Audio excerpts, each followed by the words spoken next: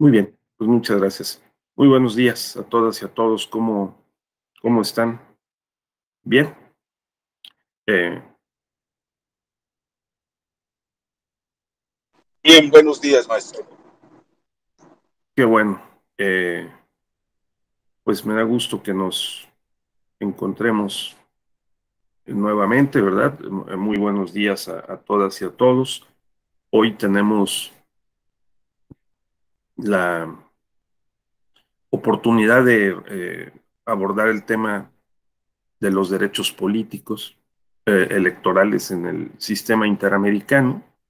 Y entonces vamos a seguir una ruta gradual entre hoy y mañana. Vamos a explorar en dónde están estos derechos políticos, cómo es que hemos llegado a construir un conjunto de disposiciones cada vez más amplias y especializadas eh, para reconocer y proteger estos derechos. Y cómo en México tenemos también una evolución, una protección, un reconocimiento y una protección amplia de estos derechos eh, en la Constitución.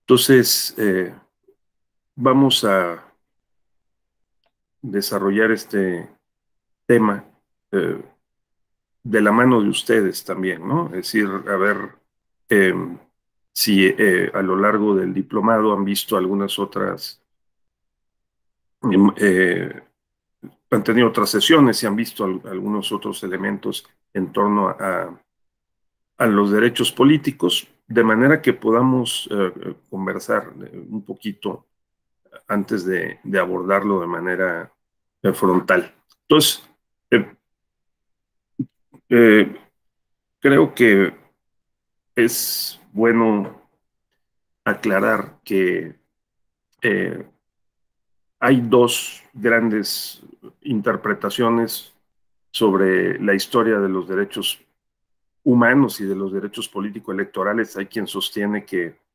estos derechos pues han estado siempre presentes en las culturas y en las civilizaciones humanas, y hay quien sostiene que más bien son producto de la época moderna, del constitucionalismo contemporáneo, y entonces creo que esta es la perspectiva más útil y la prevaleciente, de la cual nosotros nos beneficiamos, porque en la base de la creación de los derechos está el, eh, está el contrato social y la constitución. Entonces se dice, Jorge, fíjate, Catalina, Sara, Melissa, que uh, algo que luego pasa desapercibido es que, digamos, una forma de entender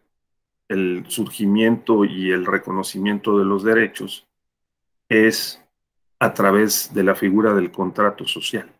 Entonces, el contrato social, alguien puede decir, pues, ¿cuál contrato? Yo no firmé ningún contrato, ¿no? Pero el caso es que cuando a nosotros nos expiden un acta de nacimiento y después nos entregan la credencial del elector, la credencial para votar con fotografía, en el caso mexicano, pues lo que estamos haciendo es adherirnos a la Constitución. Entonces nos otorga una nacionalidad y luego nos otorga la ciudadanía. Entonces, el contrato social lo firmamos a través de los documentos que nos identifican como mexicanos y como ciudadanos. Entonces, ese es el valor jurídico de esos dos documentos que luego pasa desapercibido. Porque primero, la Constitución nos atribuye una serie de derechos y de obligaciones. Entonces, eh, lo que significa la nacionalidad y la ciudadanía es un vínculo jurídico y político que nos une con el Estado y con la comunidad internacional, que el Estado también reconoce y a la cual se adscribe, ¿verdad? Tomemos en cuenta que en la Constitución eh, tenemos el artículo 34, eh, el capítulo cuarto, que define quiénes son los ciudadanos mexicanos.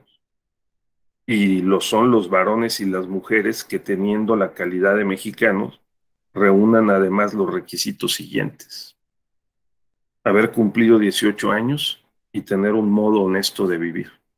Entonces, nosotros, cuando nos llevan al registro civil y nos otorgan, nos extienden un acta de nacimiento, en ese momento actualizamos o creamos el vínculo jurídico entre nuestra esfera de derechos y la Constitución. Y lo mismo ocurre para efectos de la ciudadanía con nuestro registro, nuestra inscripción en el Registro Nacional de Electores y la expedición de la credencial para votar. Ahora, ¿en dónde están los derechos políticos? ¿No? Primero, digamos, en el ámbito nacional.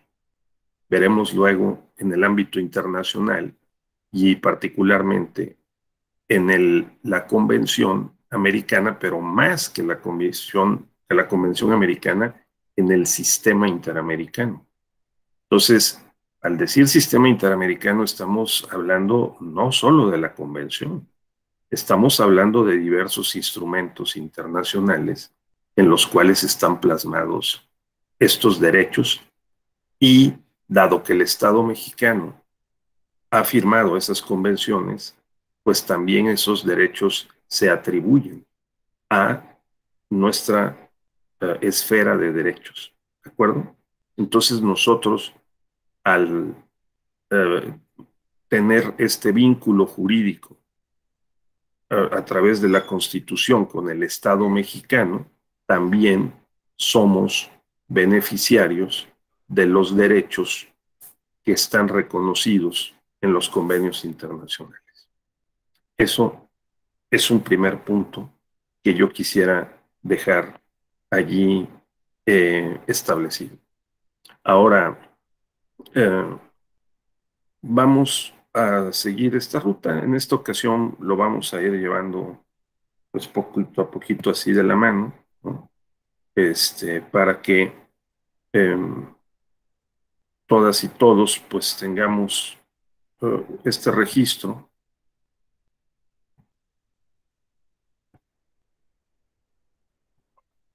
Entonces, vamos a decir, siempre conviene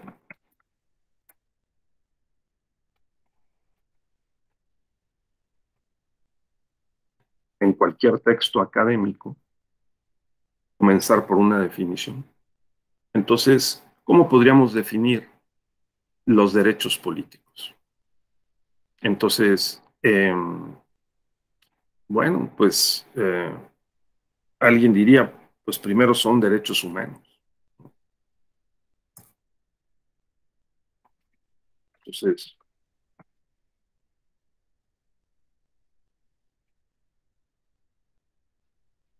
son parte de los derechos humanos.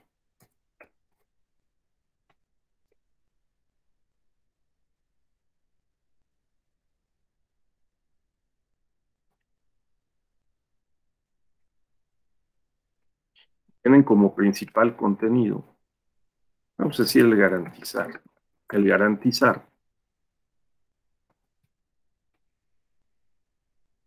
la participación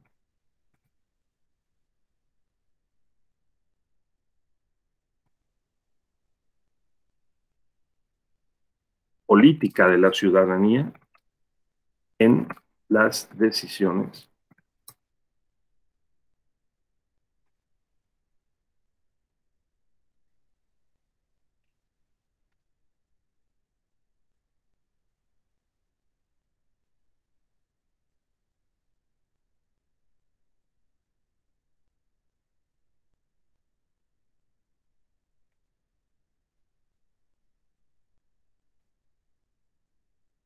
del Estado del que se es nacional.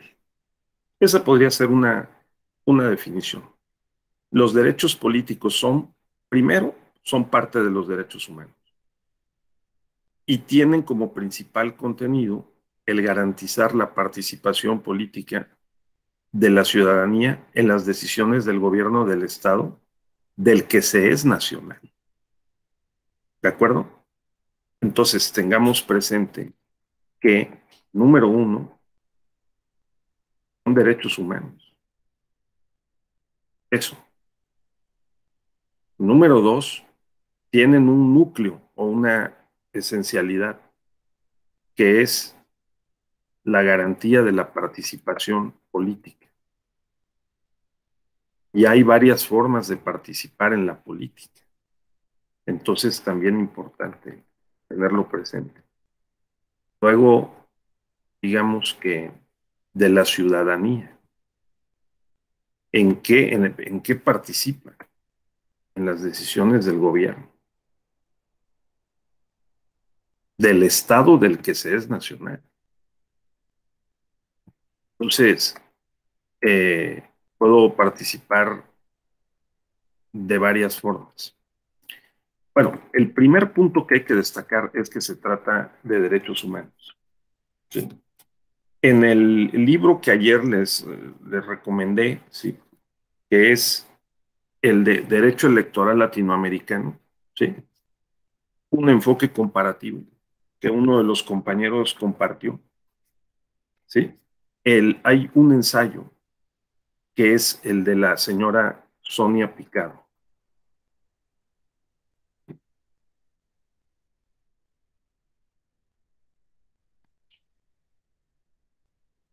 Derechos políticos como derechos humanos. Está en ese libro que he mencionado, ¿sí? Que ayer dijimos. ¿Sí?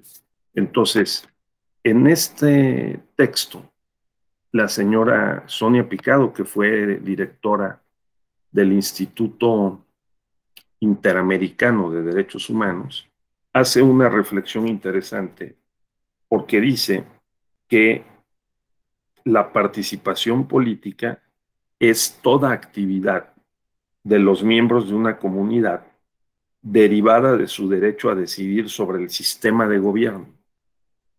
¿Sí?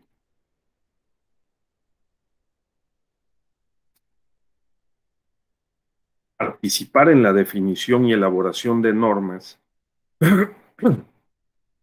bueno, sobre el sistema de gobierno, elegir representantes políticos, ser elegidos y ejercer cargos de representación, participar en la definición y elaboración de normas y políticas públicas y controlar el ejercicio de las funciones públicas encomendadas a sus representantes. Entonces ya vean nada más lo que significa, ¿sí? La participación política.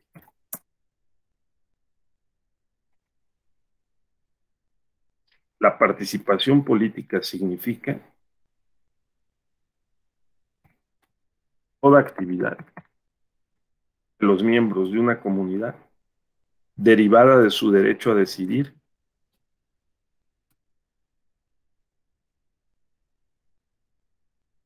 orientada a decidir, vean ustedes, uno, sobre el sistema de gobierno.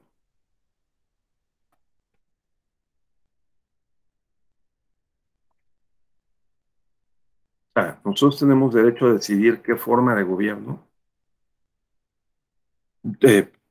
vamos a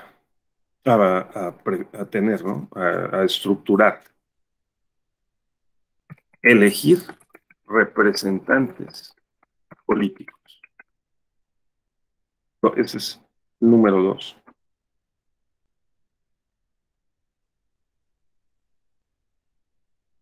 Ser elegidos, ¿sí? Y ejercer cargos de representación. Tercero, ¿sí? Cuarto, elegir, participar participar en la definición y elaboración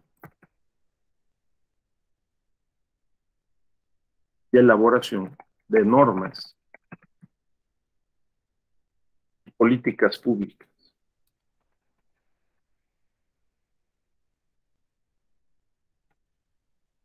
Todavía uno más, ahí van 2, 4, 5, ¿sí? Controlar el ejercicio de las funciones públicas.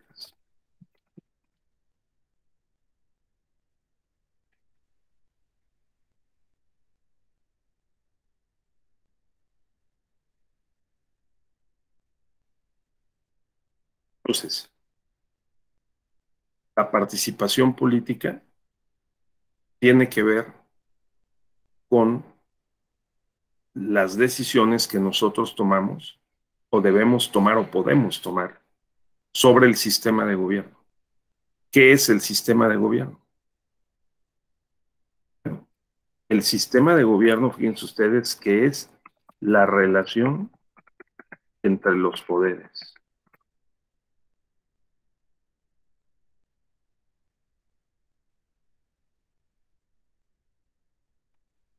El sistema hay tres sistemas que están frente a nosotros y actúan todos los días, que es el sistema de gobierno, el sistema electoral y el sistema de partidos. Entonces, esos tres sistemas forman el sistema político, ¿verdad?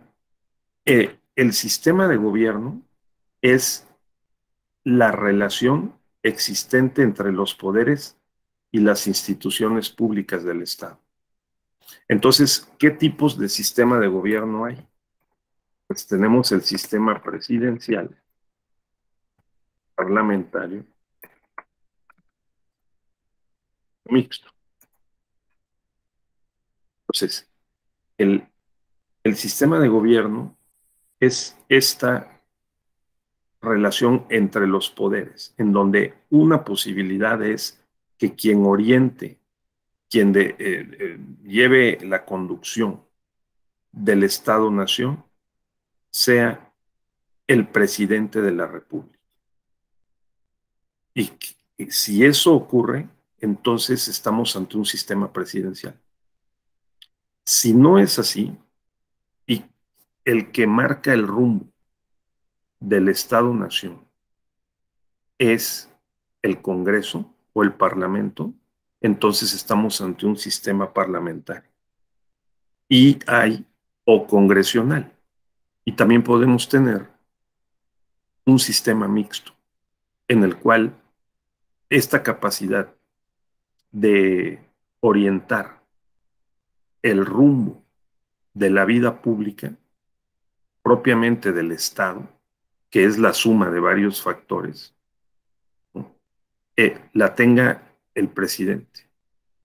Repito, el Congreso o Parlamento, o bien una combinación de los dos. Esos son los sistemas mixtos. Normalmente no hay sistemas de gobierno puros, están mezclados. El presidente puede hacer unas cosas y el Congreso puede hacer otras y están interrelacionados. Además, el Poder Judicial es una instancia de control cuya principal misión es mantener a los poderes ejecutivo y legislativo y a las instituciones públicas dentro de su esfera de competencias y que las decisiones, actos, resoluciones que adopten sean conformes con la Constitución y con los convenios internacionales. Ese es el sentido. Entonces, el Poder Judicial es un órgano de control, ya sea en el sistema de gobierno presidencial o en el sistema de gobierno parlamentario, o mixto. Y los órganos constitucionales autónomos se les denomina también como órganos de garantía, porque estos órganos de garantía tienen como propósito el vigilar, supervisar e intervenir en el marco de sus facultades para gestionar y para cumplir con los derechos precisamente.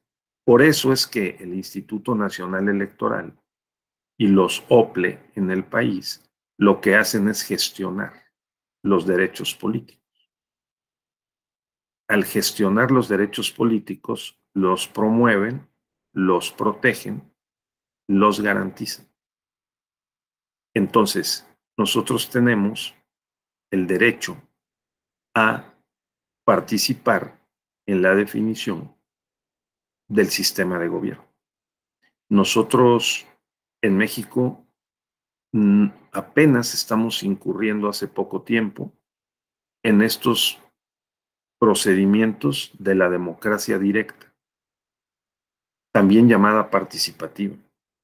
Estos procedimientos o mecanismos de democracia directa tienen que ver con este derecho a decidir sobre el sistema de gobierno. ¿De acuerdo? Entonces, se puede, en el extremo, como existen varias constituciones en América Latina, someter a la consulta ciudadana la forma de gobierno, sea presidencial o parlamentaria, o mixta. La última ocasión en que esto ocurrió en América Latina, a través de un plebiscito, se sometió la decisión a la ciudadanía, tuvo lugar en Brasil. En Brasil, en 1988, se consultó a la ciudadanía si prefería el sistema de gobierno presidencial o el sistema de gobierno parlamentario. Y por una diferencia mínima, la ciudadanía brasileña optó por el sistema de gobierno presidencial, fuertemente parlamentario, porque hay mezclas, ningún sistema de gobierno es puro. Por ejemplo, en México tenemos un sistema de gobierno presidencial, pero el Congreso ejerce controles sobre el presidente. El presidente le reporta al Congreso, es el sentido del informe anual de gobierno. El presidente tiene que presentar iniciativas, el Congreso las debate. Hay un requisito de 2/3 para las reformas a la Constitución, 2/3 partes de los senadores y de los diputados, y la mayoría de las legislaturas de los estados, o bien la mayoría para reformar las leyes. Pero son requisitos que el Poder Ejecutivo tiene que salvar, o sea, tiene que lograr. Y si su partido no tiene la suficiente mayoría, como se vio el domingo, para reformar la Constitución, entonces se estrella contra el sistema de control o de controles democráticos del Estado constitucional. De tal manera que los representantes políticos a los cuales nosotros elegimos y que están eh, eh, defendiendo, protegiendo, gestionando nuestros derechos en la Cámara, en el Congreso de la Unión, en este caso en el ámbito federal, ¿verdad? Tomaron la decisión de vetar o de, digamos, controlar, no dejar que se aprobara la reforma eléctrica. Es un problema de derechos humanos y es un tema de derechos políticos. Podemos decir que es un tema de derechos humanos, claramente, porque depende del modelo del, de la industria eléctrica, digamos, del mercado eléctrico prevaleciente, el que se pueda o no satisfacer el derecho humano a las energías y a energías limpias, ¿no? Y tiene que ver con los derechos políticos, sí, porque nuestros representantes políticos ejercen el derecho a la representación.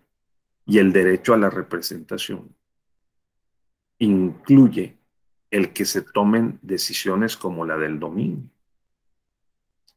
Los diputados tomaron una decisión muy importante en representación de la ciudadanía. Un diputado no solo representa al electorado de su distrito o circunscripción, sino representa a la ciudadanía de todo el país. Eso ha sido esclarecido y definido por la propia jurisprudencia, la interpretación constitucional, ¿de acuerdo? Entonces, es importante tener presente este punto.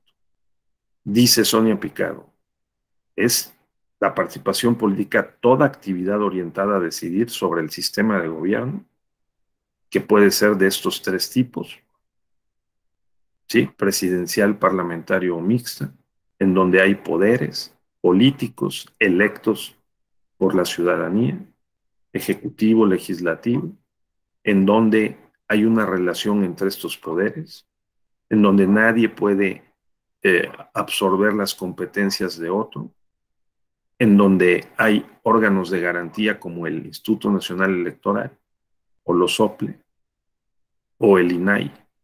Y también tenemos una instancia de control, que es el Poder Judicial.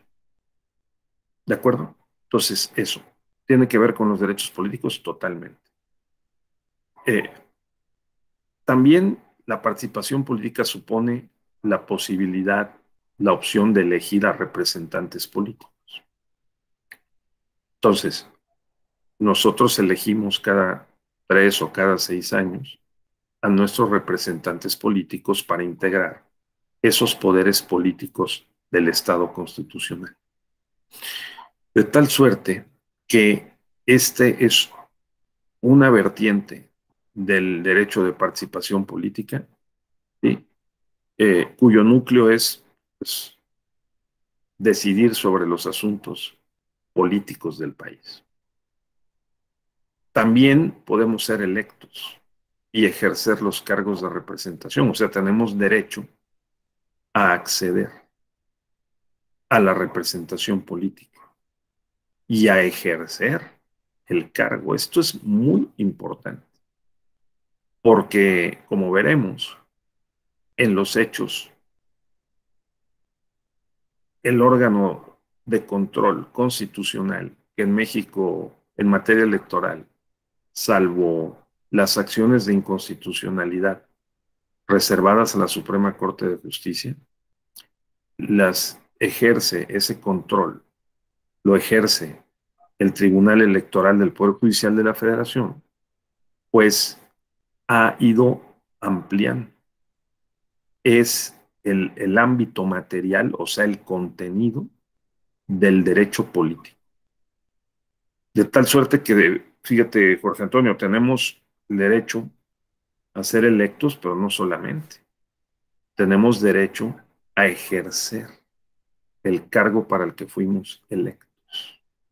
Entonces, un punto que se ha convertido en conflictivo es el de hasta dónde llega el derecho político electoral. Porque yo ya dije aquí que es no solamente conforme a lo que dice la señora Picado, que se trata de ser el derecho a acceder a la representación, sino a ejercer el cargo de representación.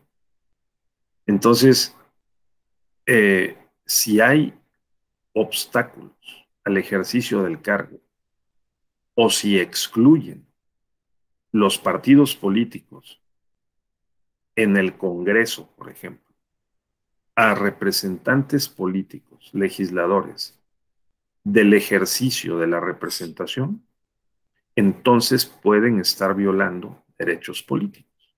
¿Ustedes recuerdan recientemente algún caso como este que pudiéramos comentar?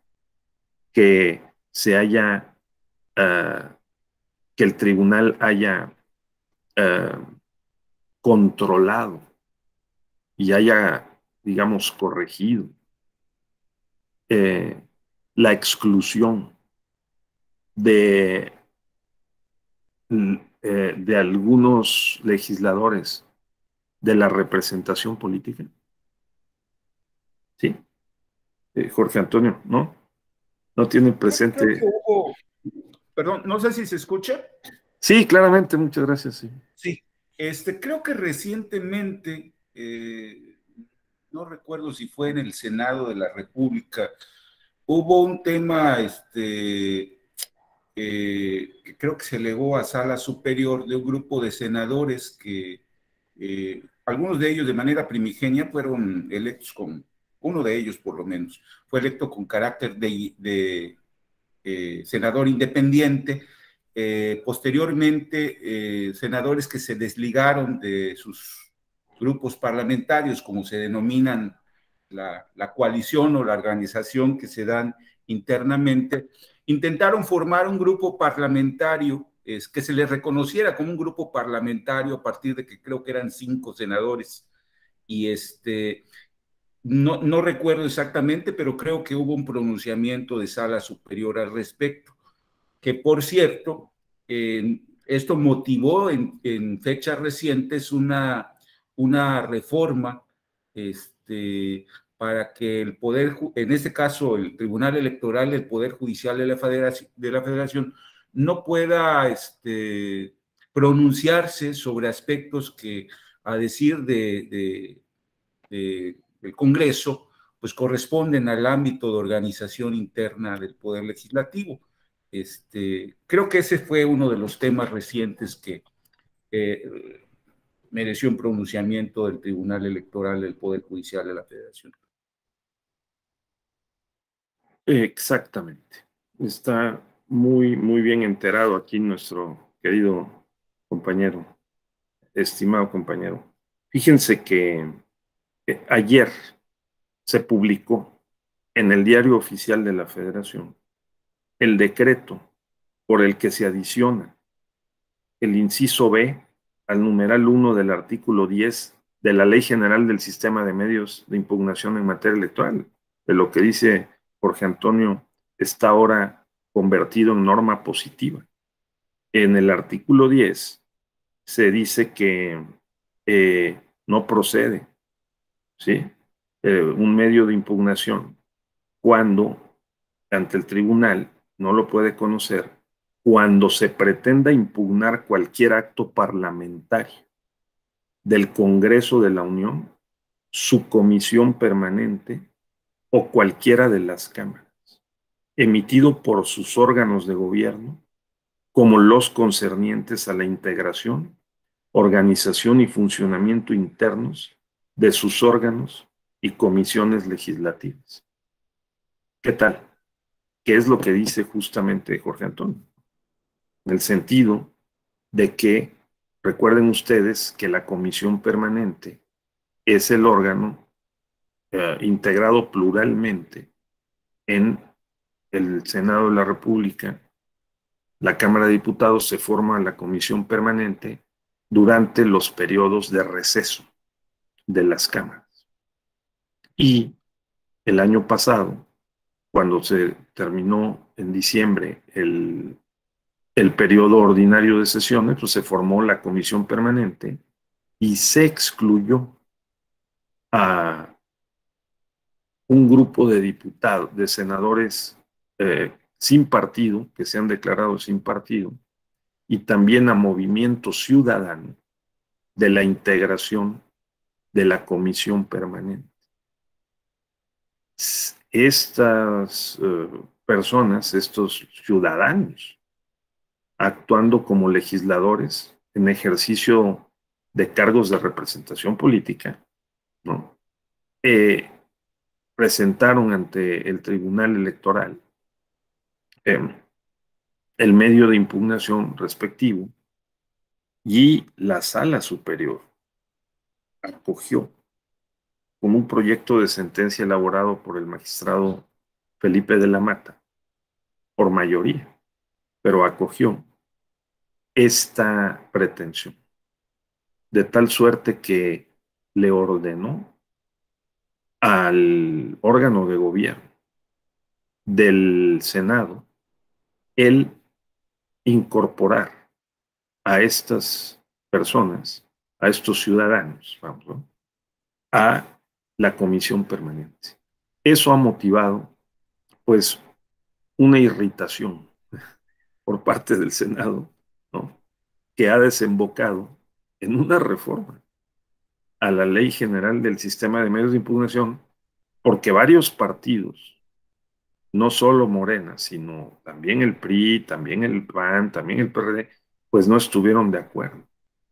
Por lo menos, si no todos, algunos de sus legisladores, porque consideraban que se está violentando, interviniendo el principio de autodeterminación y autonomía del Congreso, que reclama que es soberano para tomar este tipo de decisiones. Pregunto, ¿de qué lado habrían votado ustedes? Porque vean que se trata, de acuerdo con la sentencia y el razonamiento de la mayoría de los magistrados, de una dimensión objetiva del derecho político en la modalidad del ejercicio del cargo de representación, precisamente. Porque si nosotros o ustedes, ¿verdad?, cualquiera, es electo a un cargo de representación política y no les permiten ejercer el cargo, entonces se está violando un derecho político. Y nos están violando a nosotros, los ciudadanos, que hayamos votado o no por esos legisladores, ¿sí? Nosotros, dado que ellos nos representan a todos y no solo a su electorado, tenemos o nos enfrentamos a la violación de un derecho político. Tiene lógica, ¿no? Bueno, pues ahora eso no será posible. Aquí hay varias connotaciones y varias implicaciones que nos vamos a detener a analizar un poquito más. A ver, por favor, alguien había levantado la mano antes que Jorge, y luego, si nos hace favor, Jorge, otra vez, sea tan amable. Adelante, por favor. O Jorge, porque no alcanzo a ver que alguien más levantó la mano, pero adelante, Jorge. Compañero Jonathan pidió Jonathan, sé tan amable, Jonathan. Sí, gracias, doctor. No sé, aquí de entrada, pues me parece que la reforma que a esta disposición es de carácter procesal, impacta en el ejercicio de tutela judicial efectiva, pues si la sala superior es congruente con su criterio, me parece que esta reforma no podría tener el alcance que se le pudiera haber generado, que es impedir las impugnaciones, porque de hecho estoy viendo la jurisprudencia y los precedentes que emanaron de este criterio, que es la jurisprudencia 2-2022, se fundamenta precisamente en las disposiciones de la Convención Americana de Derechos Humanos. Claro. De bote pronto como muy aventurado, pero yo en cuanto me hicieran valer esta disposición, pues yo no sé si ya la impugnaron, pero le diría, pues esta disposición obstaculiza el derecho a la tutela judicial efectiva, ¿no?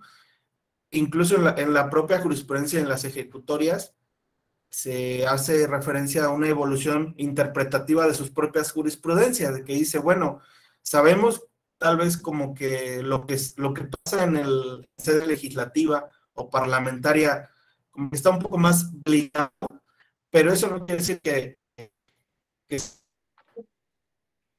sea con los derechos políticos electorales de los diputados. Entonces, la primera reflexión sería esa, de que, bueno, creo que aún así con esta reforma, el criterio puede mantenerse para entrarle. Por otra parte, me parece que pues es una medida regresiva, evidentemente, ¿no? Que más allá de ampliar los derechos, pues se va para atrás y implicaría tal vez una violación ahí a ese principio de progresividad. También estoy viendo que, bueno, por lo menos en el último precedente, el voto en contra que hubo fue por la procedencia. Por ahí la magistrada Mónica Aralí, pues ella traía el criterio de que para ella no era ni procedente la impugnación. He notado por ahí tal vez como en ciertas ejecutorias como que tal vez ella es una postura un poco más rígida y yo creo que ahí era por ahí la postura.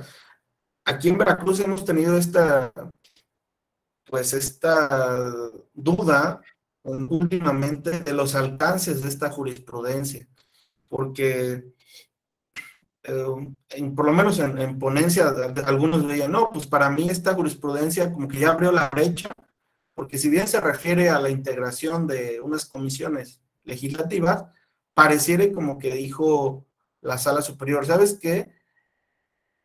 Todos los actos que ocurran en sede parlamentaria, pero que choquen o que impacten el ejercicio de un derecho político, son revisables en materia contenciosa electoral. Entonces, ya se nos empiezan a plantear, por ejemplo, asuntos en vía de PES o en otras impugnaciones, en donde se hace valer esto de que, ¿sabes qué? Si bien el acto es de naturaleza parlamentaria, me está obstaculizando. Y ahí hemos empezado como a reflexionar cuáles son los alcances de esta jurisprudencia. Pareciera como que abrió, para una postura personal, para mí sí abrió el camino de algo lógico, de que muchas veces ya venían impugnando actos parlamentarios y que no le podíamos entrar porque había una jurisprudencia como que más rígida, que decía que lo que pasaba en el Parlamento como que ahí se quedaba, ¿no? Entonces, si impactan el ejercicio de un derecho político, pues yo creo que sí son revisables. Recuerdo por ahí un asunto en donde una legisladora una vez nos vino a plantear que había un auditorio, por ejemplo, con audio y con video para hacer sus exposiciones que, en relación con los puntos que iban a discutirse. Y a su vez que ella iba y cada vez que iban a discutir algo le decía, oye, pues pásame la minuta, pásame los antecedentes de esta propuesta porque quiero votar de manera informada, ¿no? Entonces en aquel momento, pues inicialmente no,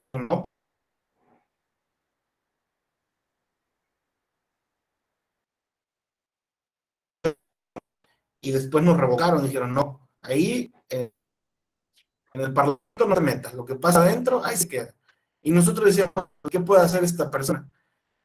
En realidad no tenía una impugnación, un medio de defensa para hacer valer sus derechos. La postura que se mantenía en tribunales federales era, bueno, pues es que ella puede denunciar como la irregularidad para que sancionen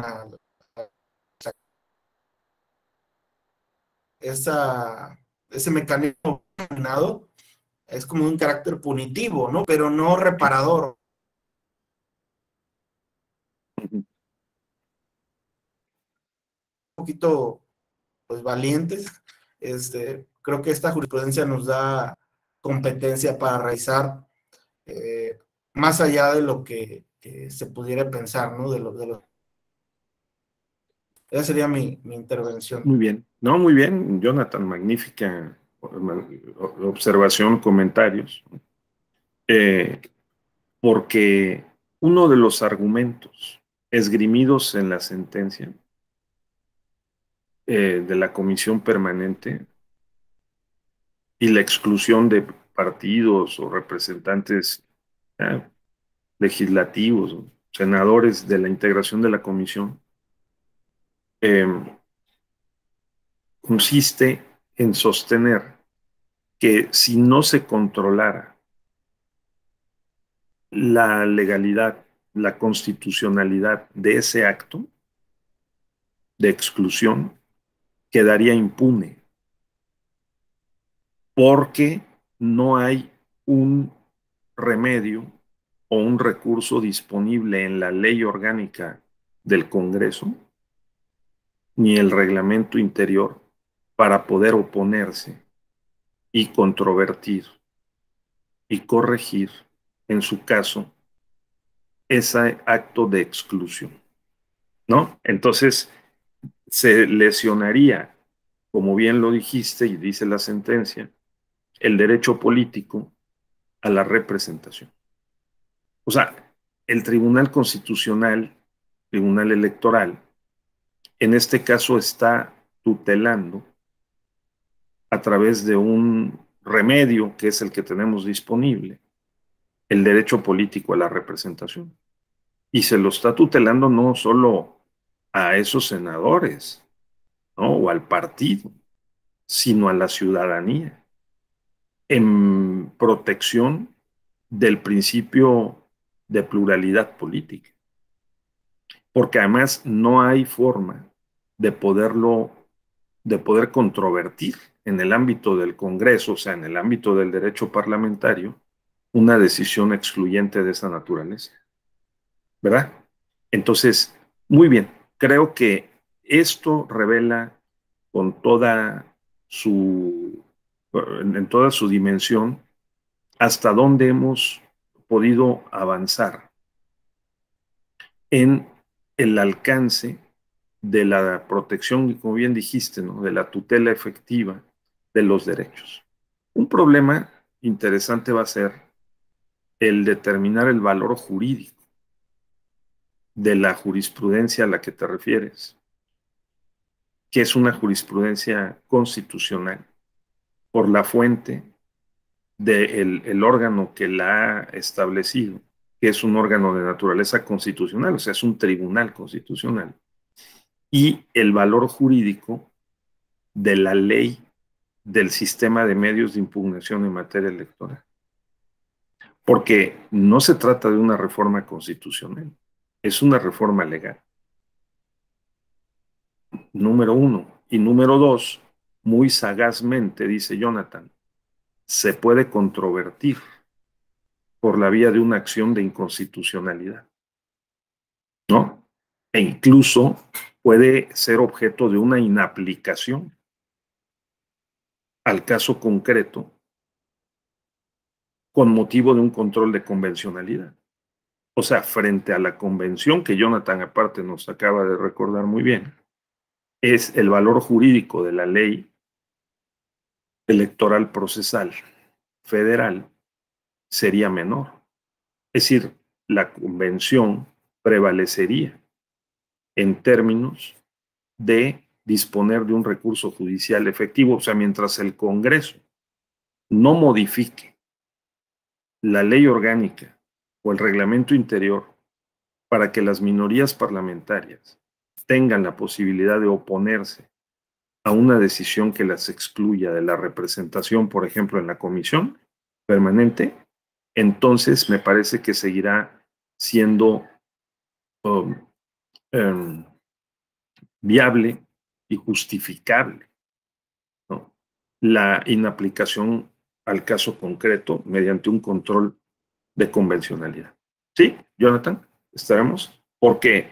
Porque digamos, el compromiso que hemos suscrito los mexicanos con la comunidad internacional es que vamos a poner a disposición de la ciudadanía, y en este caso de la ciudadanía actuando como representante político en el ámbito del Congreso, los remedios o los recursos sencillos, disponibles, efectivos, para que un juez independiente e imparcial revise la racionalidad de una decisión legislativa, es en este caso en el ámbito parlamentario, que limita o restringe el derecho, en este caso, el derecho político en la modalidad del ejercicio de la representación.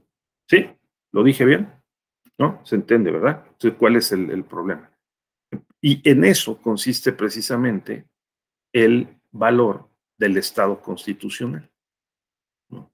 Que tanto trabajamos, repetimos con base en el garantismo jurídico, en los planteamientos, entre otros, de Paulo Comanducci o de Prieto Sanchís, Ferrayoli, en México Miguel Carbonell, otros más, ¿no? Entonces, Jaime Cárdenas, ¿no? En el sentido de que la primera garantía de los derechos humanos, y en este caso de los derechos políticos, consiste en su reconocimiento en la Constitución o en las leyes.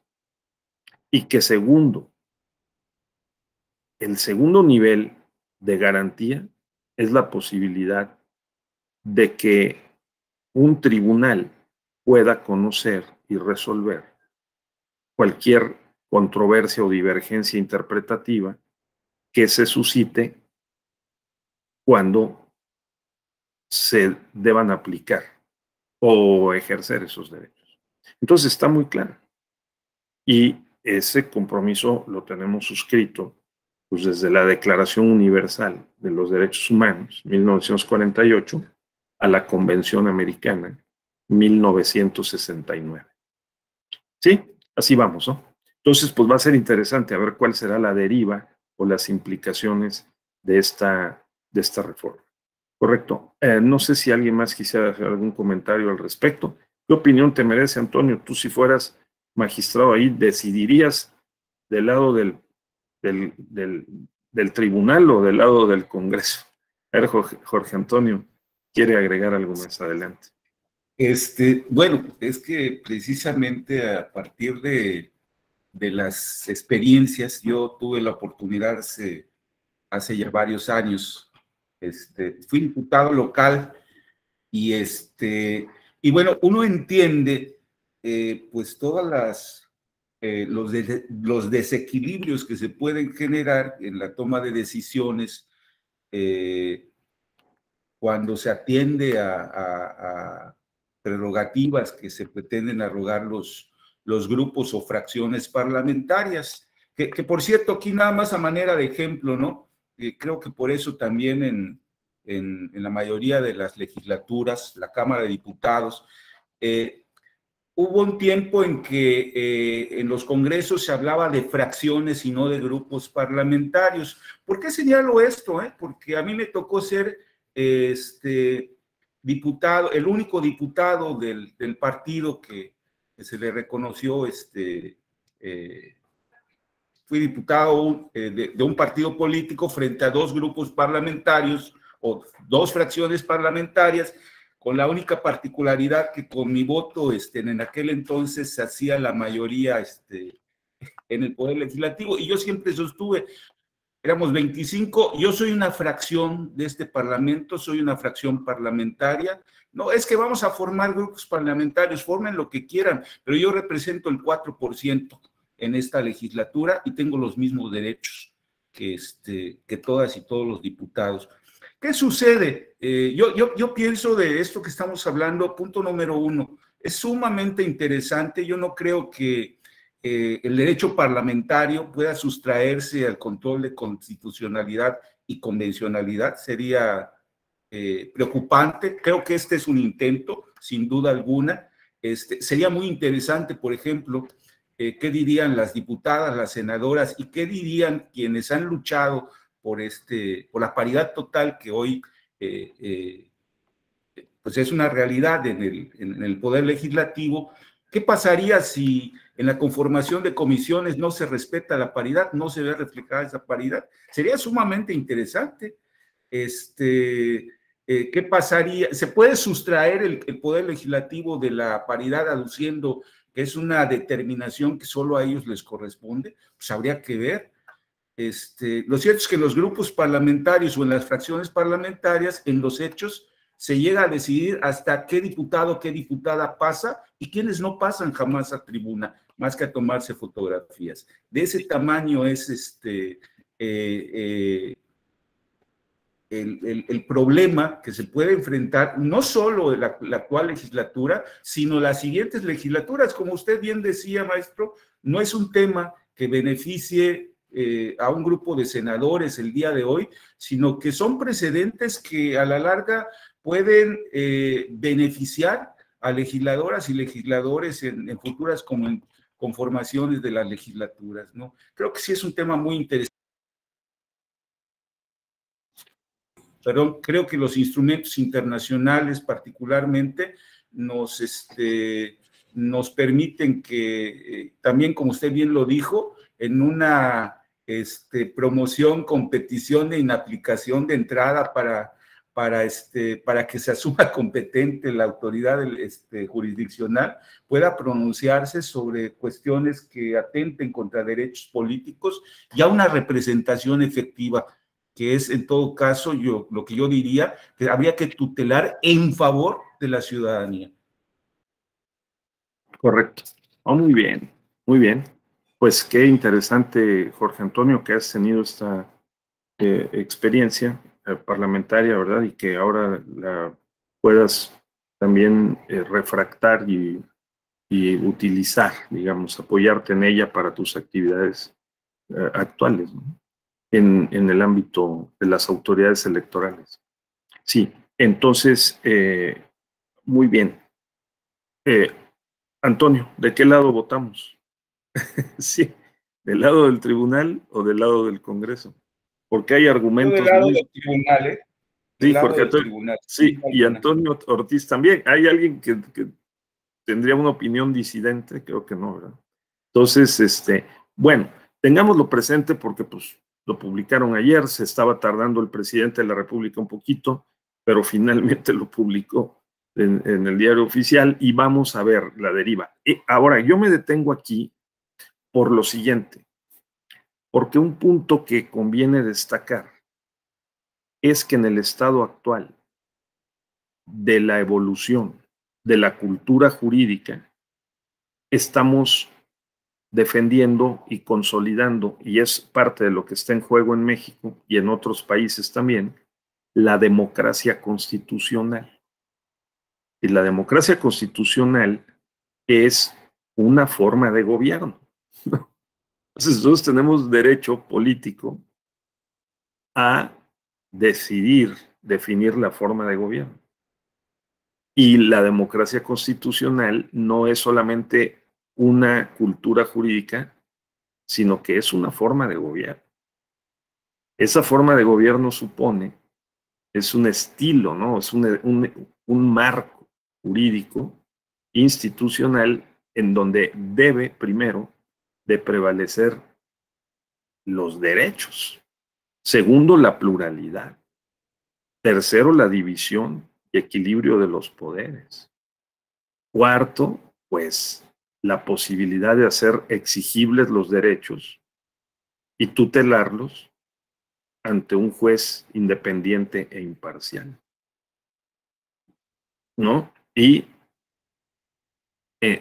en el Estado o la democracia constitucional, pues también es posible no solamente acceder y ejercer los cargos de representación, sino controlar el ejercicio. Controlar el ejercicio. Entonces aquí, en este caso, en este tema de esta interfase entre el derecho electoral y el derecho parlamentario, están involucrados también derechos políticos al control del ejercicio o al control de la función parlamentaria. Porque si la función parlamentaria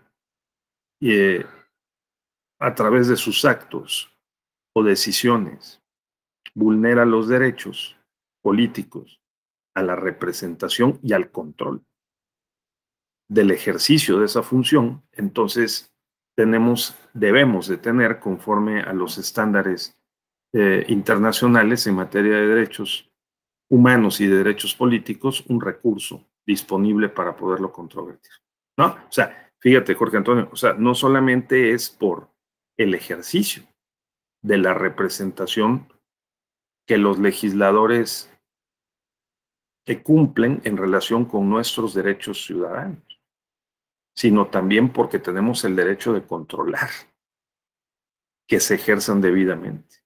Entonces, muy bien, dejemos apuntado esa parte ahí, ¿no?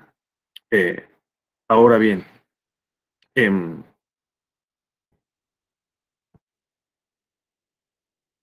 estamos en que tenemos una serie de derechos que van más allá de los 4 derechos típicos a la participación política, que es derecho a votar, ser votado, afiliarse, ¿no?, asociarse con fines políticos y por lo tanto a afiliarse o desafiliarse de un partido político, que son las 4 modalidades que hasta hace algunos años se destacaban en estos textos, sino que también hay derechos a la participación política en la vida pública o en las decisiones del gobierno, del Estado, nación, que hemos venido incorporando a nuestro patrimonio de derechos, como los que hemos mencionado. Entonces, elegir representantes, ser elegidos y ejercer cargos de representación, participar en la definición y elaboración de normas y políticas públicas. Por ejemplo, el año pasado, con la consulta ciudadana del 1 de agosto, con todos sus defectos, pero también con todos sus beneficios en términos de la ampliación de los derechos, porque ahora podemos también ejercer ese derecho a que se nos consulten sobre temas de trascendencia o de interés público nacional, que en este caso se reveló en el tema de la responsabilidad de los expresidentes, o como se le llamó al final en la Suprema Corte, de actores políticos relevantes del pasado, ¿no? Entonces, eso. Y bien, controlar el ejercicio de las funciones públicas encargadas a los representantes políticos, como hemos dicho. Ahora, otro aspecto que vale la pena tener presente es que si los derechos políticos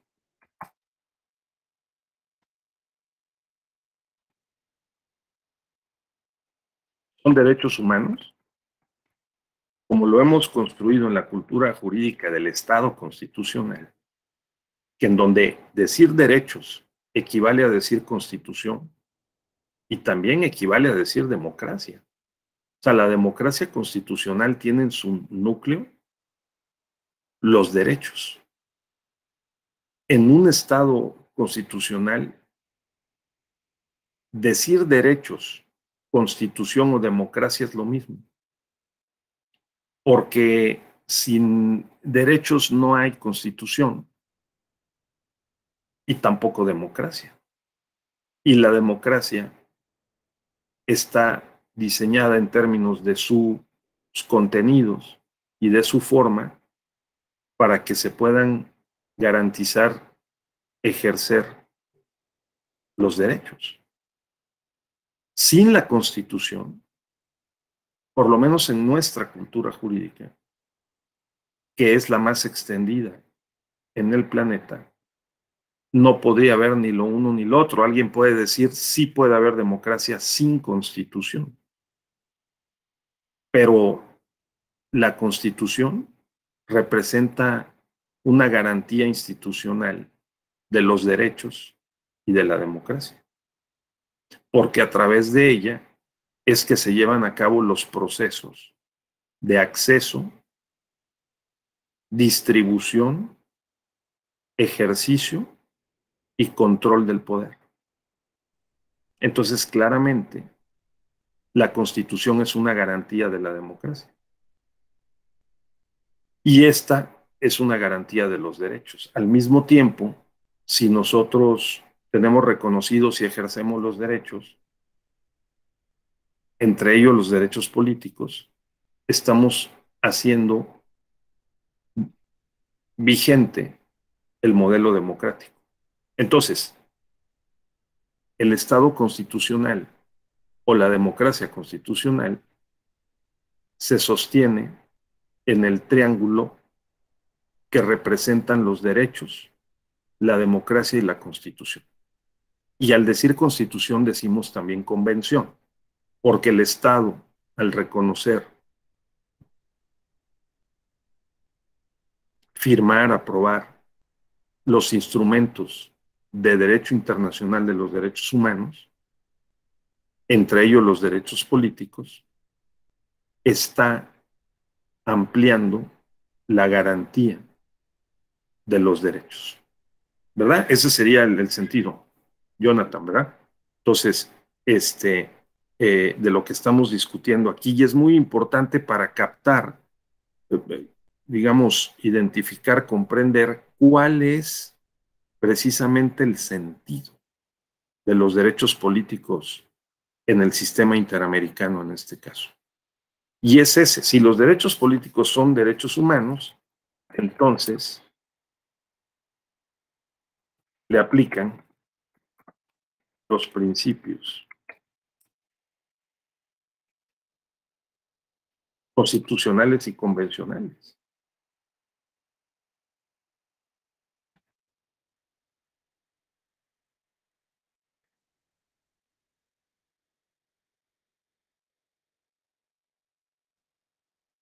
Que le son propios.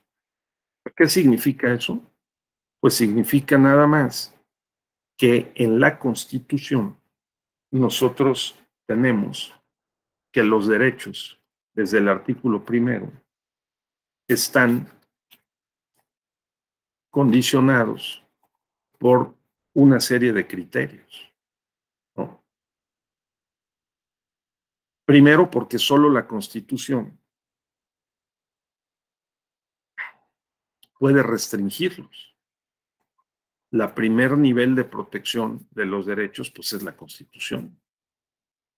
Las normas relativas a los derechos humanos se interpretarán de conformidad con la Constitución y con los tratados internacionales de la materia, favoreciendo en todo tiempo a las personas la protección más amplia. Entonces, ¿qué principios le aplican a los derechos políticos porque son derechos humanos? ¿No? Pues entonces le aplican, para empezar, el principio pro persona.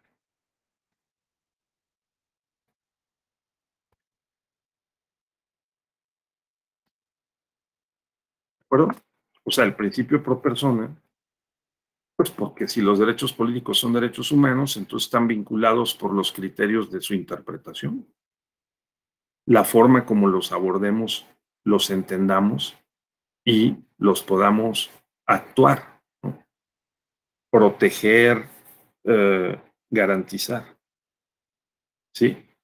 Todas las autoridades en el ámbito de sus competencias tienen la obligación de promover, respetar, proteger y garantizar los derechos humanos de conformidad con los principios de universalidad, interdependencia,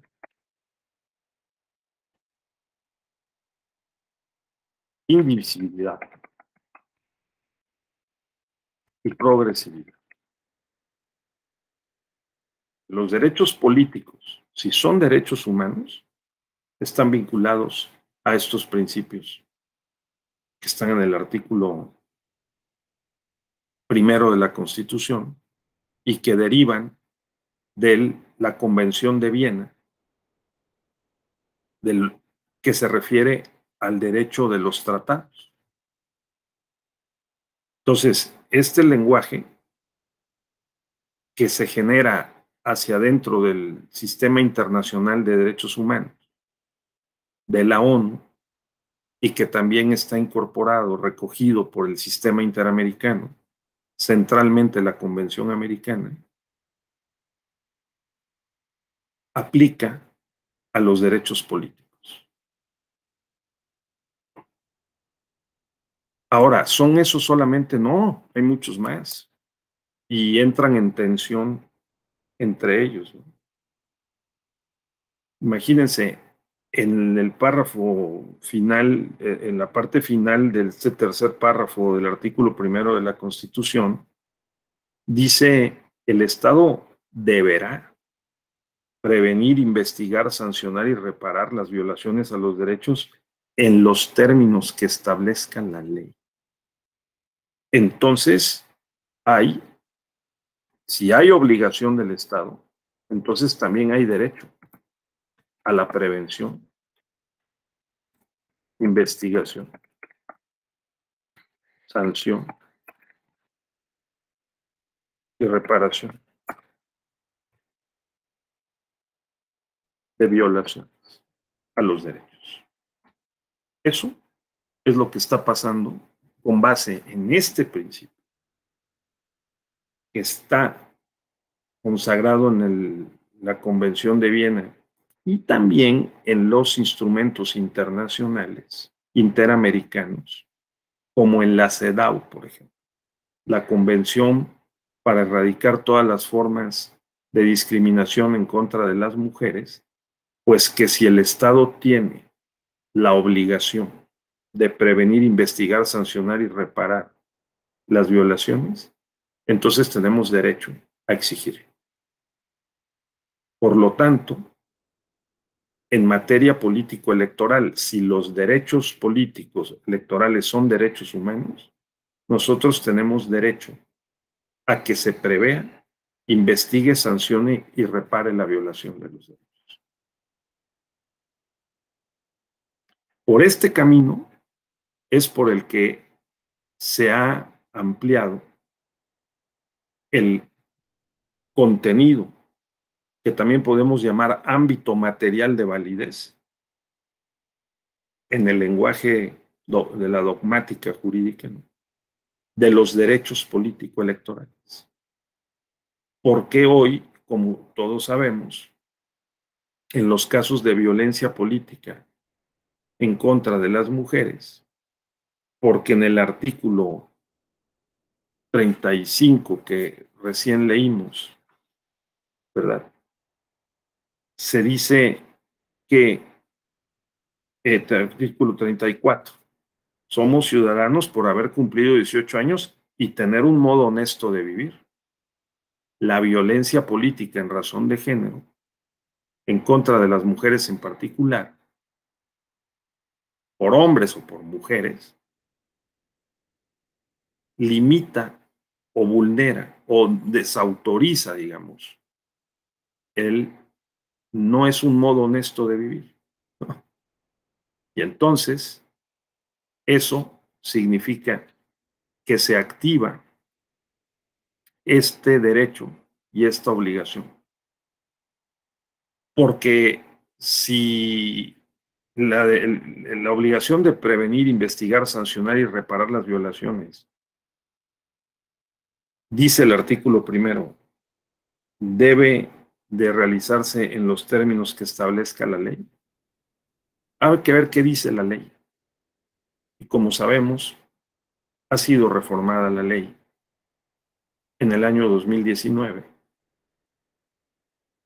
2020, en materia de violencia política en razón de género. Y si antes dependía de las jurisprudencias, de los protocolos para juzgar en razón de género, con perspectiva de género, pues ahora depende de la ley y ha desarrollado estos principios. Se han desarrollado en la ley.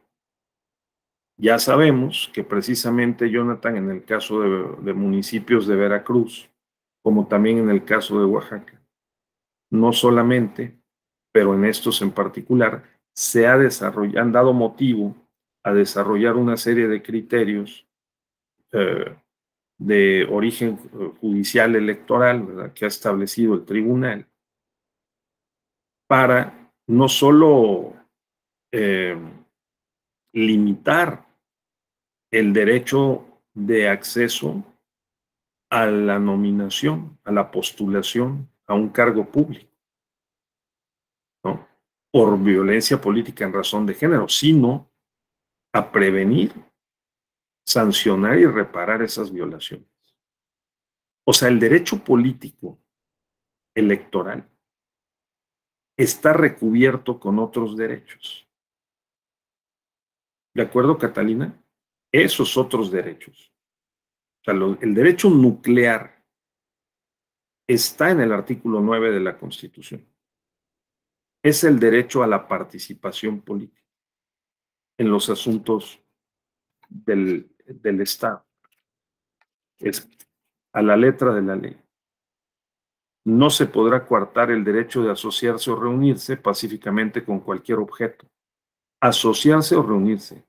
Pero solamente los ciudadanos de la República podrán hacerlo para tomar parte en los asuntos políticos del país.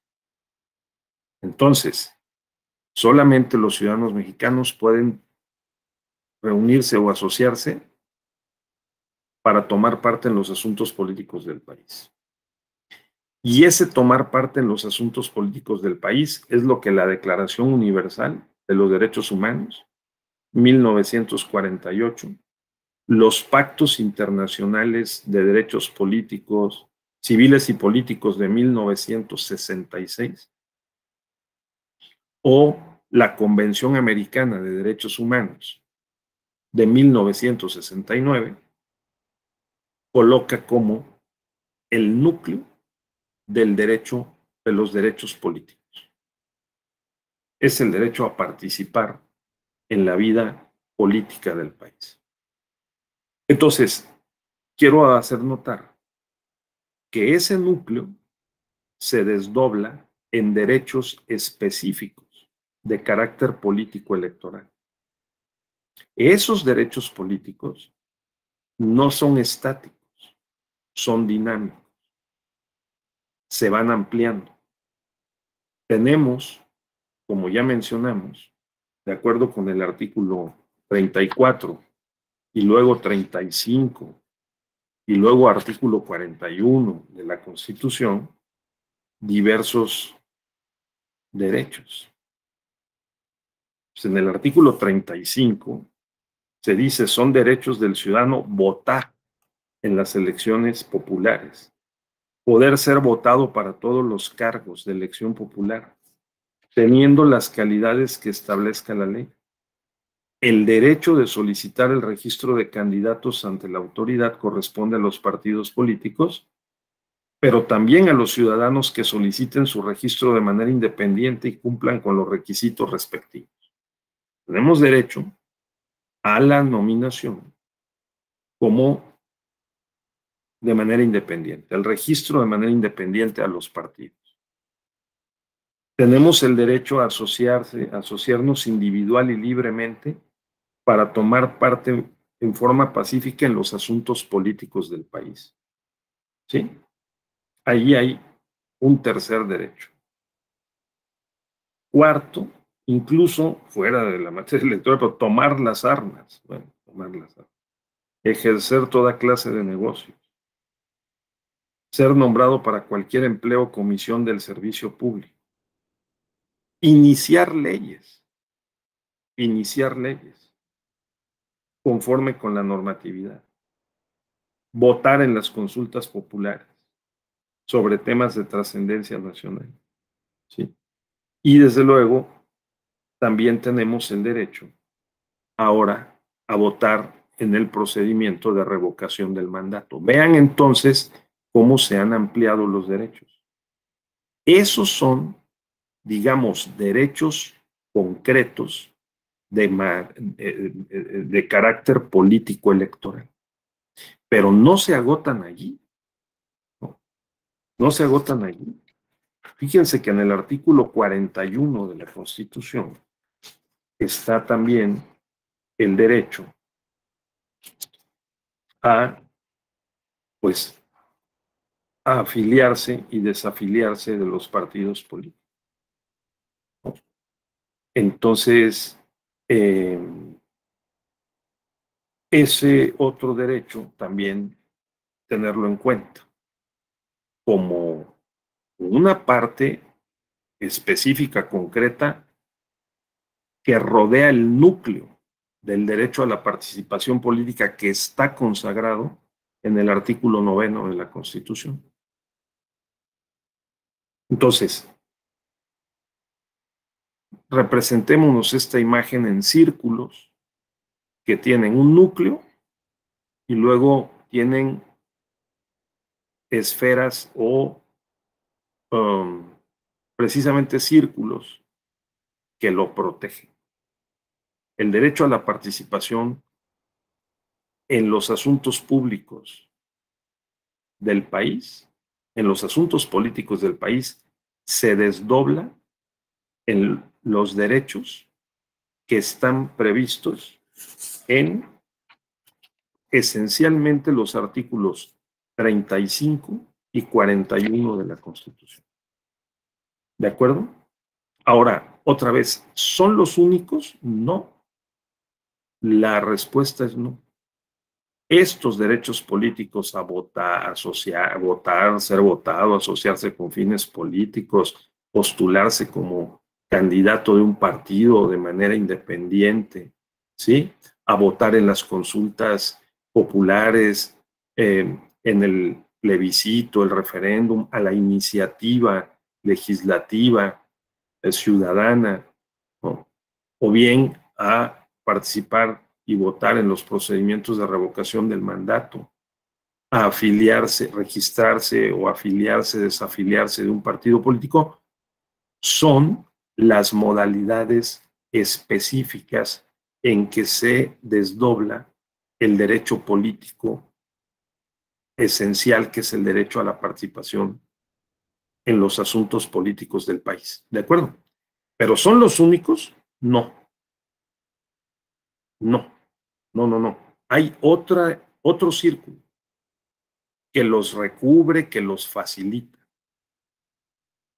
y que incluso son de carácter especial, ¿verdad?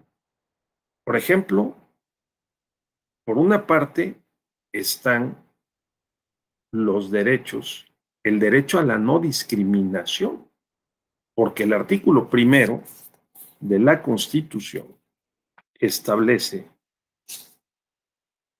que queda prohibida toda discriminación motivada por origen étnico o nacional, género, edad, discapacidades, condición social de salud, religión, opiniones, preferencias sexuales, estado civil o cualquiera otra.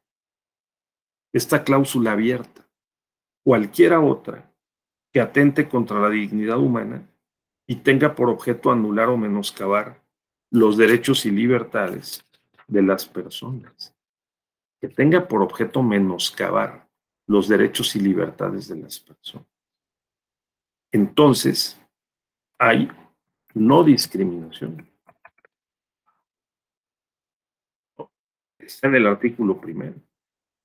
Este es otro círculo que rodea y que protege los derechos político-electorales que están consagrados en el artículo 35 y en el artículo 41 de la Constitución. Y que a su vez recubren el núcleo que están en el artículo 9 de la Constitución. ¿De acuerdo?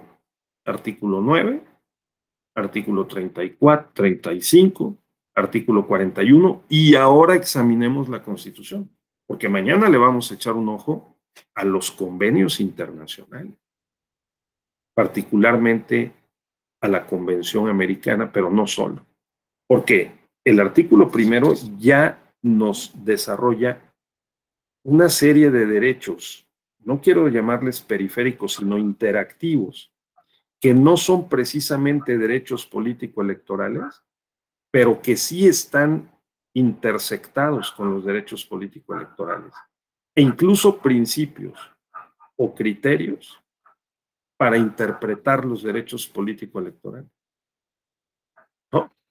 La universalidad, la interdependencia, la indivisibilidad y la progresividad significan que se trata de una sola red de derechos que deben ser interpretados en su integralidad y que son para todos. Y que tienen además los estados la obligación de prevenir, de investigar, sancionar y reparar sus violaciones. Luego entonces tenemos derecho a que el Estado lo haga. También el Estado puede ser demandado por no hacerlo. Ante la Comisión Interamericana había una queja y ante la Corte Interamericana, vía la Comisión. Puede ser demandado por no hacerlo. Vean si no, cómo, según ya revisamos, en el caso Campo Algodonero, ¿no?, las llamadas, mal llamadas popularmente, pero bueno, o sea, tristemente llamadas las muertas de Juárez, ¿no?, se desarrolló una línea jurisprudencial de interpretación por parte de la Corte Interamericana en el sentido de que el Estado mexicano no cumplió con la debida diligencia. Es decir, no atendió las denuncias penales, no ordenó las investigaciones oportunas y pertinentes, ¿no? En otras palabras, no previó, investigó, sancionó ni reparó las violaciones. Y como resultado de esas quejas, de esa demanda de la Comisión Interamericana ante la Corte Interamericana, demandando el incumplimiento de una obligación internacional interamericana al Estado mexicano, a la larga, 2011, junio de 2011, terminamos por incorporar en la Constitución estas obligaciones que son derechos, ¿de acuerdo? Que son derechos. Ahora, la cosa no es tan sencilla, porque veamos el artículo 2 de la Constitución, ¿no? ¿De qué trata el artículo 2 de la Constitución? ¿No? Trata de los derechos de los pueblos y comunidades indígenas. Dice de entrada, la nación mexicana es única e indivisible. Sí, pero tiene una composición pluricultural sustentada originalmente en sus pueblos indígenas, que son aquellos que descienden de poblaciones que habitaban en el territorio actual del país al iniciarse la colonización y que conservan sus propias instituciones sociales, económicas, culturales y políticas o parte de ellas. Pues díganme si no en la península de Yucatán, Jorge Antonio, tenemos esta expresión de la pluriculturalidad de una manera muy clara. Pues el pueblo... Un mosaico muy diverso, por cierto. Un mosaico muy diverso. El pueblo maya, ¿no?, que además asentado en por lo menos 3 estados y 4 o 5 países. Sí, ¿no? Y las comunidades, que no es lo mismo pueblo que comunidades, ¿no?, porque el pueblo puede extenderse interestatalmente e internacionalmente, y las comunidades sí tienen una referencia, digamos, administrativo-territorial, vamos a decir, tienen una expresión más delimitada, ¿no?, en términos de más delimitada que la expresión pueblo. Entonces, aquí hay un derecho, ¿eh? La conciencia de su identidad indígena deberá ser criterio fundamental para determinar a quienes se aplican las disposiciones sobre pueblos indígenas. Catalina, Jorge Antonio, Melissa o yo tenemos el derecho a adscribirnos por un criterio de conciencia a un determinado pueblo indígena. Y para efectos electorales, como bien lo sabemos, si nosotros manifestamos esa adscripción y no hay alguna consideración, argumento, objeción, ¿no?, de parte interesada respecto de esa decisión de adscripción con base en el criterio de conciencia que nosotros tomemos, entonces podemos ejercer el derecho político a la representación de un pueblo o comunidad indígena. Entonces, los derechos políticos no solamente son aquellos 4, ni aquellos 8, que están en el artículo 35 o en el artículo 41. No, hay otra forma de ver los derechos políticos, si son derechos humanos, que incluye este desdoblamiento de la especialidad, no solamente de la generalidad de los derechos políticos, sino de su especialización o su particularización, que pueden ser adscritos o atribuibles a grupos específicos de la población y de la ciudadanía, ¿no? Entonces, el artículo 2 de la Constitución dice que pues, sí, pero es un Estado pluricultural. La nación tiene una composición pluricultural. Nos podemos adscribir y, por lo tanto, en términos constitucionales legales, podemos acceder a la representación con base en el criterio de conciencia, de la pertenencia o adscripción, sí, ¿no?, a un pueblo o comunidad indígena. A un pueblo indígena, dice la Constitución. Y por lo tanto, aquí hay una gama de derechos. Vean nada más, el derecho de los pueblos indígenas a la libre determinación se ejercerá en un marco constitucional de autonomía que asegure la unidad nacional. El derecho de los pueblos indígenas a la libre determinación, ¿sí?, se manifiesta o se ejerce en términos de autonomía. Esa autonomía está ahí desarrollada a partir del inciso A de este artículo 2. ¿Sí? Sí.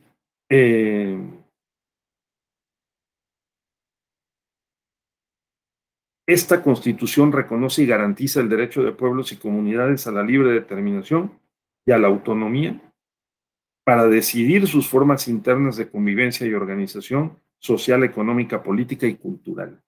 Aplicar sus propios sistemas normativos en la regulación y solución de sus conflictos, sujetándose a los principios generales de esta Constitución, respetando las garantías individuales, dice todavía, los derechos humanos y de manera relevante la dignidad e integridad de las mujeres. La ley establecerá los casos y procedimientos de validación por los jueces o tribunales correspondientes. Ahí ya hay varios derechos, Ojo, el derecho, si nos adscribimos a un pueblo indígena, a votar y ser votado, conforme a las normas, a los sistemas normativos de esos pueblos, del pueblo al que nos adscribamos. Ahora, claro, conforme a los principios y criterios generales de la Constitución, por ejemplo, la universalidad de los derechos. ¿Todos tendrán derecho a votar dentro del pueblo o comunidad indígena? Hay una tensión. ¿Tienen derecho las mujeres? ¿Se aplica el principio de paridad en todo el artículo 41 de la Constitución, inscrito ahí a partir de 2019? Comienzan los problemas, ¿no? Pero la Constitución manda mensajes en el sentido de que hay que armonizar los principios generales con los principios particulares, en este caso para efectos de los derechos político-electorales, del ejercicio de esos derechos a votar o ser votado, el derecho a la representación, dentro de la lógica de los sistemas normativos. O sea, y su equilibrio o armonización con el texto constitucional. y convencionales. Entonces es más complejo de lo que nos habían platicado. O sea, no es solamente el derecho a votar, ser votado, asociarse con fines políticos y por lo tanto registrarse o afiliarse a uno u otro partido. No. Se ha ampliado el artículo 35 a los derechos de participación política por la vía de la democracia directa. Vamos a sintetizarlo así, ¿no, Jorge? Democracia directa. O sea, derecho a lo que ya dijimos, a participar en los procedimientos de la democracia directa. Plebiscito, referéndum, consulta popular, iniciativa legislativa, revocación del mandato. ¿De acuerdo? Entonces, pero no termina allí la complejidad. No. En el Estado constitucional contemporáneo, la democracia constitucional que se fundamenta en el principio, como dijimos, de pluralidad, de los derechos, de la división y el equilibrio de poderes, ¿no? De la exigibilidad y la tutela administrativa o judicial de los derechos, ¿no? Entre otros principios, el de constitucionalidad y convencionalidad de los derechos. No termina allí. Tenemos ahora, en el artículo 1 de la Constitución, el derecho a que se prevea, investigue, sancione y repare las violaciones, el derecho a la no discriminación, el derecho a que se interprete pro persona, ¿no? El derecho a que se interprete conforme con la Constitución y las convenciones internacionales. No, son derechos. Porque si son obligaciones del Estado, entonces son derechos de los sujetos activos de esa obligación. Esa obligación, o los sujetos pasivos, ustedes quieren, de la obligación, y los sujetos activos del derecho, claramente. Pero no termina ahí. Mi mensaje es que si lo vemos en términos de núcleo del derecho a la participación en los asuntos políticos del país, que está colocado en el artículo 9 y que deriva del artículo 23 de la Convención Americana y también de los otros instrumentos internacionales, la Declaración Universal, los pactos de 1966 de la ONU, no termina ahí, ¿no? También incluyen los derechos especiales. Vamos a llamarlos especiales con cuidado.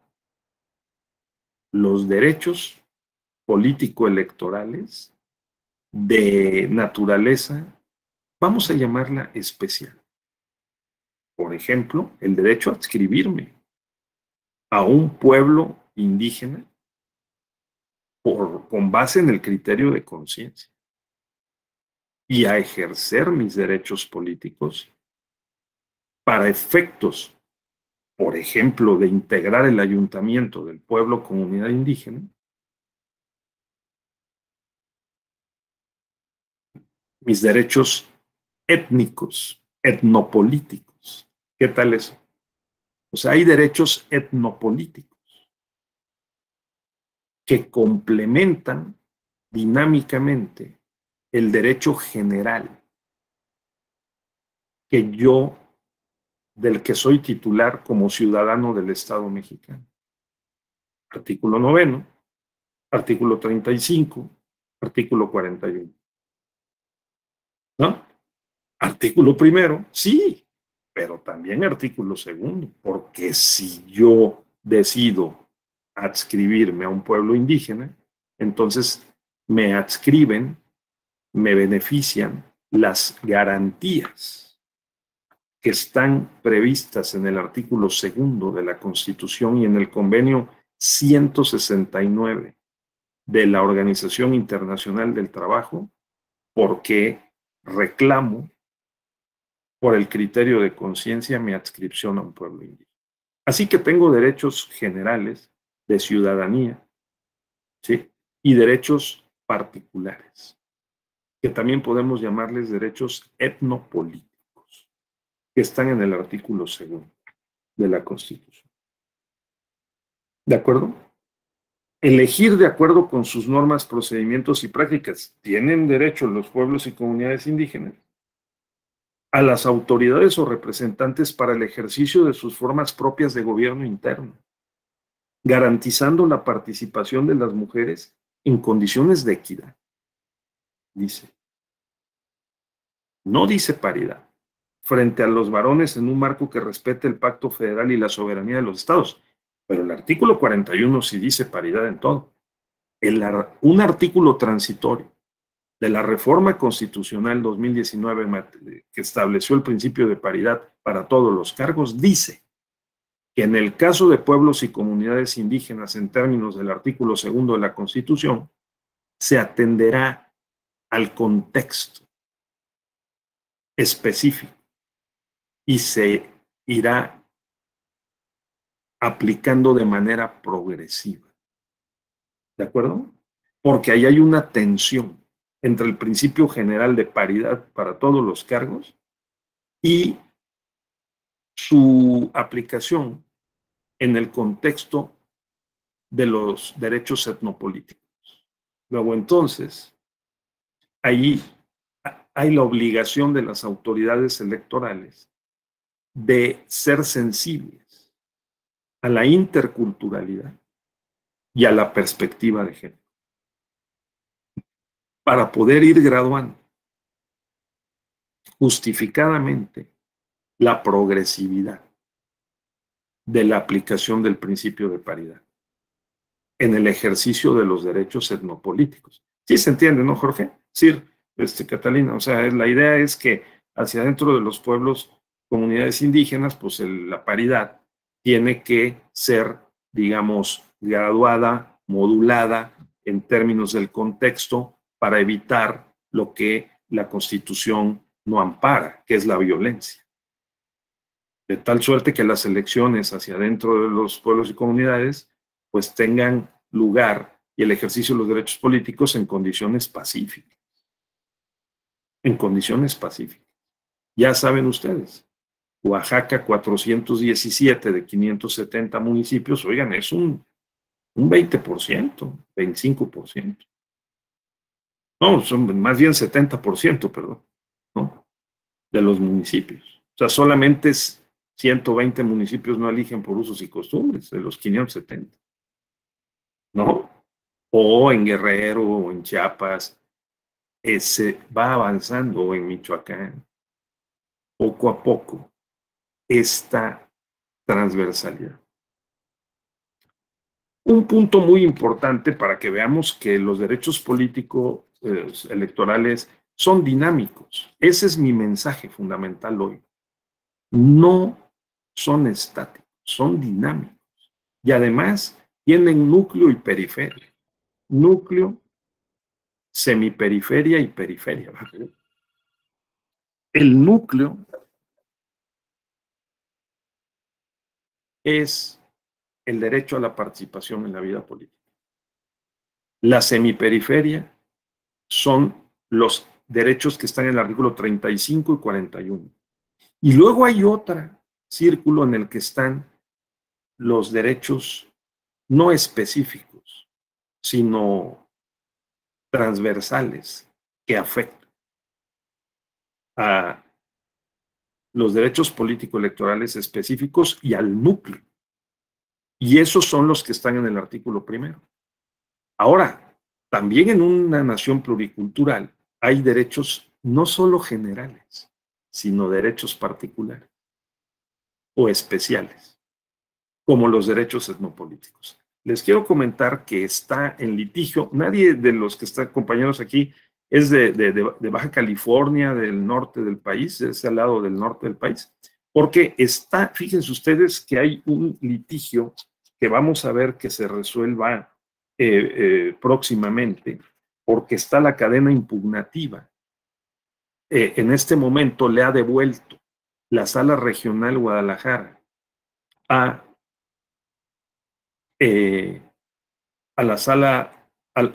Tribunal Electoral Local correspondiente el caso de la comunidad Levarón. Fíjate, Jorge Antonio, ¿no?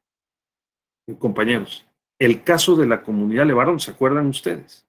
Que la familia Levarón fue parte de la familia Levarón masacrada.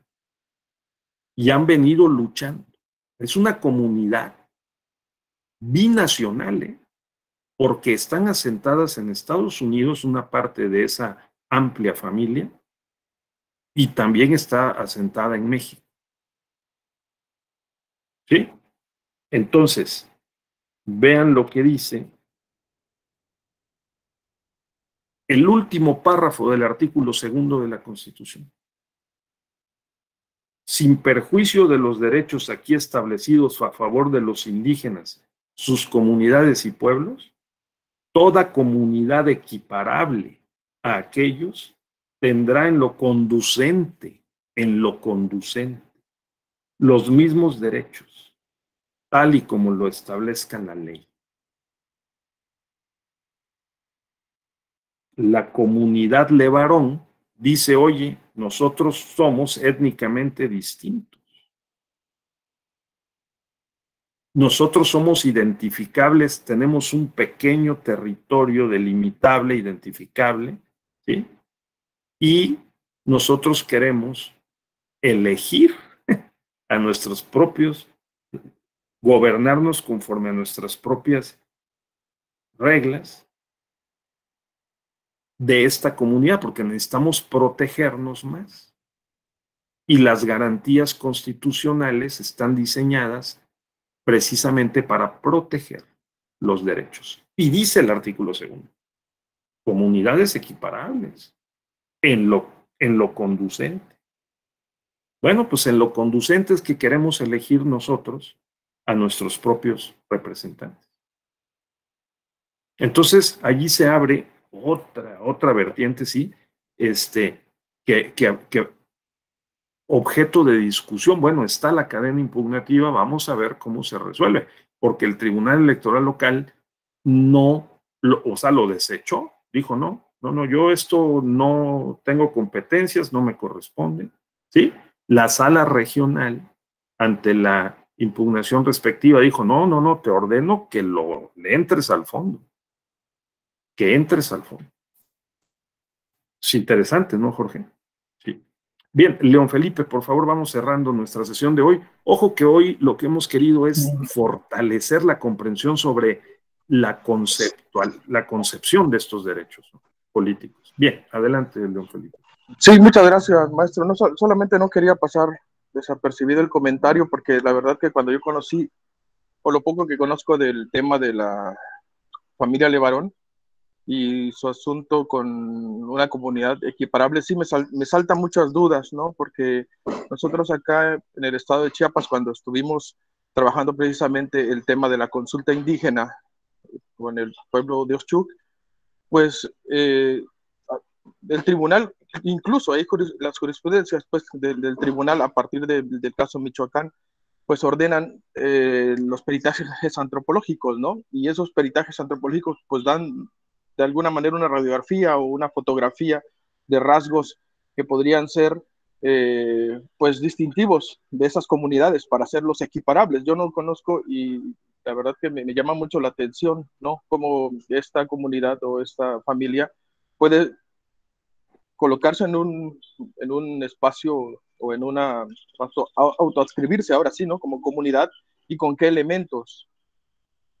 Bueno, habría que ver el caso concreto, yo lo desconozco, no conozco, habría que imponerse de los autos, si no, o sea, habría que ver las constancias del expediente, pero lo iremos sabiendo. Voy a tratar de averiguar, tratemos de averiguar, a ver qué podemos comentar mañana, pero es interesante, ¿no? Porque claro, porque inmediatamente los menonitas dicen, pues nosotros también, ¿no?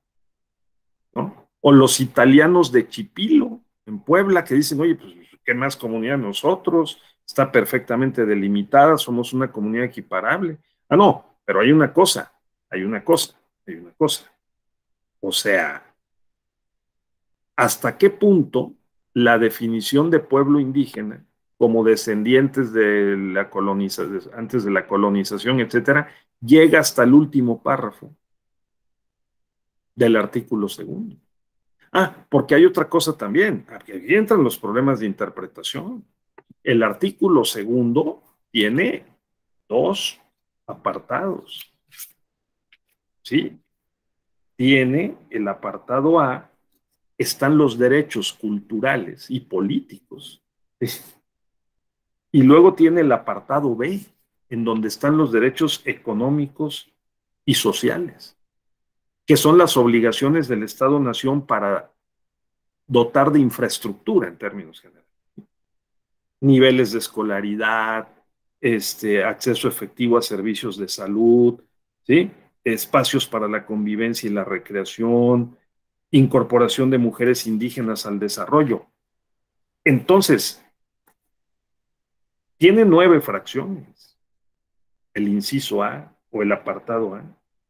Dice, para garantizar el cumplimiento de las obligaciones señaladas en este apartado, la Cámara de Diputados, las legislaturas y los ayuntamientos establecerán las partidas especiales destinadas al cumplimiento de estas obligaciones, no de aquellas, de estas.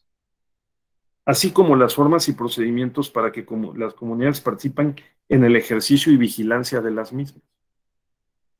Y luego viene el cierre. Sin perjuicio de los derechos aquí establecidos a favor de los indígenas, aquí establecidos. Aquí en este apartado, B, o también en el A. Sus comunidades y pueblos, toda comunidad equiparable, aquellos tendrán en lo conducente los mismos derechos, tal y como lo establece la ley. Entonces, habría que ver el expediente y la demanda original. Pero lógicamente, si lo están planteando en el subsistema judicial electoral, es porque lo que están reclamando son derechos de representación política, de participación política, no derechos al desarrollo, vamos, por ponerlo con esa palabra. Pero habrá que examinarlo, habrá que verlo. Vamos a indagar un poco el día de hoy para mañana conversar un poco más al respecto. ¿Les parece? Bien. Recapitulando y cerrando, los derechos políticos son derechos humanos. Y si son derechos humanos, entonces están afectados por un conjunto de condiciones, tanto para desplegarlos como para restringirlos, ¿no? Y para comprenderlos. Tiene núcleo, artículo 9, derecho a la participación en la vida política del país, tiene una primera circunferencia, un primer círculo, artículo 35 y 41, segundo círculo, derechos generales, ¿no? Artículo primero, bueno, no dijimos nada del artículo 6. El artículo 6 dice derecho de acceso a la información pública y protección de datos personales en el ámbito electoral, ¿de acuerdo? El ámbito electoral también aplica. Y luego tenemos el otro círculo que es los derechos especiales, no generales. Esos derechos especiales pusimos como ejemplo los derechos etnopolíticos. Y al final colocamos sobre la mesa la pregunta si una comunidad como los Levarón es una comunidad equiparable en términos del último párrafo del artículo 2 y si le aplica el apartado A o nada más el apartado B. O sea, derechos políticos de representación o derechos, solamente derecho al desarrollo, ¿no? Entonces está interesante porque ya no es la formulación de los 3 derechos, de los 4 derechos, sino que ahora son 8 derechos, sí, pero rodeados de toda una serie de derechos generales y derechos especiales y criterios o pautas para su interpretación. O sea que tenemos tarea enfrente, sino de poder entenderlos bien y practicarlos mejor. Bueno, muchas gracias. Ya no les robo más de su tiempo. Cuídense mucho. Y nos vemos mañana. Vamos a ver ahora mañana un ojo a los instrumentos internacionales, particularmente interamericanos, pero con esta perspectiva dinámica, ¿no? Interactiva de derechos núcleo, derechos circunferencia, derechos semiperiféricos, periféricos, generales y especiales. Porque de esa manera se aprecia mucho más o mejor su desdoblamiento, dinámica y desafíos para la administración electoral y para la justicia electoral. Bueno, pues muchas gracias. Hasta mañana. Hasta luego. Gracias. Hasta luego. Cuídense mucho. Buen día. Gracias.